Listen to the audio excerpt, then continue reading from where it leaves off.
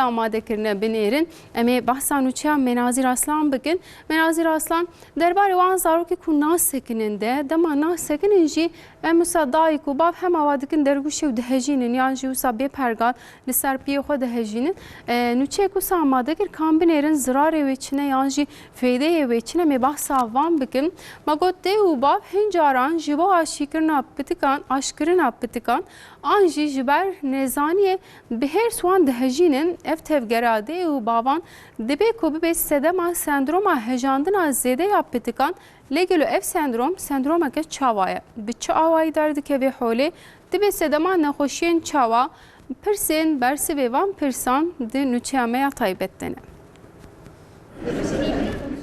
بهن لوان دیچکه هر تم چاول خوینه بدرشن و رویوان زره ev çend nişaneyên sendroma hejandina zêde ya pitikane. Sala pêşî ji bo mezinkirina zarokan gelekî mühîm e. Hin caran ji hejêkirina zêde, hin caran jî ji bo hedinandina zarokan em wan dêşinin. Lê hewcê dêw bav herî zêde divê heyamê de baldar bin. Dê û bav bê hemdê xwe an jî ji ber nêzaniyê zirarê didin zarokên xwe. Zamanında heyecan zaten ama şimdi hem azım bineydi, bine küçük bir saliye ama gerçekten ne heyecan çünkü az faz başını zanne ama mugule biye. Zmazne mi gotem ben gu yani ne heyecan, xasiyamet gu ne heyecanın ama ma zaman net haviyo meşt heyecan. Bijişke zarokan doktor Necmettin Bilici dibêje ev sendrom zû xwe dide der. چند ساعت بریونه همه آویزی کشته çünkü zarara ana göre çiz zarar daya serivina çiz daya be mevzivina ubiye juina belediye yani vaki nif saatiz be 2 saatiz be ama daha evet be yani belediye kavdike yani Jiber sendromê pitikger û kor dibin zirar dikêje mêjiyê wan. Sendrom wekî ya pitikan tê zanîn li heta 2 salî jî metirsiyawê heye. Zmazne mi gotem ben gu yani ne heyecan, xasiyamet gu ne heyecanın ama ma zaman net haviyo meşt heyecan. Ya net zılamim ne de tiyim hinde hacitken daha zedat teşinin. Jiber kustuyê pitikan gelekî hessase ji hejandina zêde zirarê dibîne.